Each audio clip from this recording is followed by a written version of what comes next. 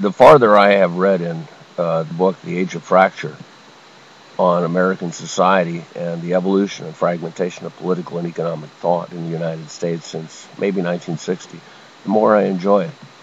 It should win a National Book Award. My undergraduate depth in philosophy and history reading allows me to appreciate the interdisciplinary scope and intensity of analysis the professor of history from Princeton, Daniel Rogers, brought to these essays on fracturing or pluralistic platooning of more simple and aggregate forms of social thought and economics, sociology, politics, race, gender studies, and more. I had not considered the fact that before the 1960s anti-establishment libertarianism of anti-war, anti-draft, anti-government radicals synergized very logically into a 1980s anti-big government, libertarian, anti-state, neoconservative political philosophy. One finds innumerable interesting points in this book to support the development of one's own new political theories, as one realizes better where American thought amidst elites has been and how it got to be where it is today. Even the law has changed significantly on the basis for assigning values and compensation for plaintiff claims. Real social values of damages differ from narrow proximal differences, and market values of claims damages differ as well, with time as an element. Individuals, rather than social aggregation, seem to be the president of social corrections of class inequalities might be made or rather disregarded. When social classes are specious, then corrections for class inequalities are as well. This book surveys changes in language and social power structures from Foucaultin on to the philosophies of Rawls, Rorty, and Nozick.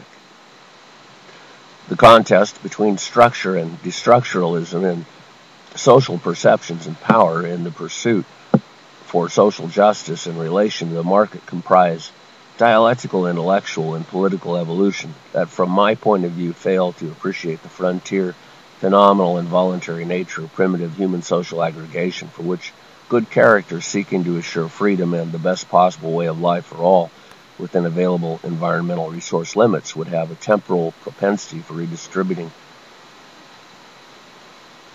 wealth to the lowest class of society in order to increase opportunity until it became socially and economically counterproductive to do so. At this point, I want to comment about Rawls' philosophy, The Age of Fracture, to describe a better way of running society. Anarchy, stated utopia by Nozick, is the libertarian reply to Rawls' earlier social philosophy, theory of justice, helping to summarize the projects of The Age of Fracture. I have read the classical philosophers of philosophy, yet not too much more contemporary, as I state in analytical philosophy, cosmology, and occasional retro readings regarding time, e.g. Aquinas, Kierkegaard, Augustine, Origen, Athanasius, etc. In theology, readings in the analytic philosophy of W.V.O. Quine, P.F. Strawson, Maurice Cohen, and others led to a better understanding of the nature of language, words, and objects, and so forth.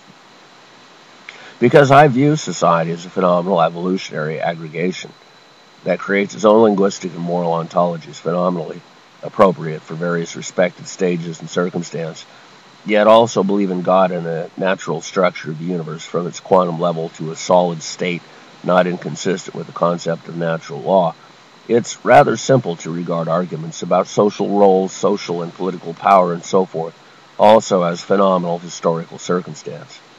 The ideal human society, short of the arrival of God to supervise personally, would try to perpetually restore to human society the volunteer equal access to fundamental material needs and freedom found in a natural, healthy environment.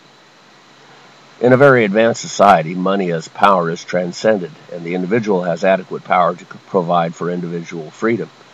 The primitive political directive would be to prevent any kind of coercive subjugation of anyone else, such that all people would need to associate strictly on a voluntary basis. Societies evolve and historically appear at any given place and time. Changing a social environment is always challenging and seldom is accomplished without discomfiture to significant portions of the population. When a society reaches a rational material balance with the ecosphere, however, when technology becomes environmentally minimalist regarding displacement of the ecosphere, and the economics of personal living needs are socially well advanced, freeing society from direct needs to the preponderance of repressive competition or exploitation of the environment, then each individual should have enough energy to be creative and survive, to prosper intellectually and physically without compiling power or energy in such a way as to be repressive to anyone else in society. And that advanced ecosphere social structure, one that incidentally is spacefaring. Money, energy, or wealth would be freely available like water is to a primitive society, in an area with lots of naturally flowing streams. In such a context of rational and socially prosperous economic management, there would be no reason for anyone to try to dam up or compile excess water for themselves any more so than there would be a reason for 100 wandering Indians living in eastern Oregon 15,000 years ago to fence property. Human civilization has existed for about 8,000 years, and the progress of human society and economics might be fairly measured by observing how it provides its members with food and other necessities of life. Before civilization, with a far smaller population, most of humanity had sufficiency in food. Human freedom was general, as slavery largely is a consequence of organized social subjugation. With economic progress, much of humanity is subjugated by bureaucratic and organizational structures, requiring servitude in exchange for food, shelter, and other necessaries. Medical advances are vast improvements over pre-civilization human conditions, yet they are not available to all, and for many require a kind of financial bondage to get death. The advance in civilization will require rectification of deficiencies in those conditions. One day, when economic rationality has advanced far enough, freedom from want for all of humanity may be a fact. The ecosphere might simultaneously be restored.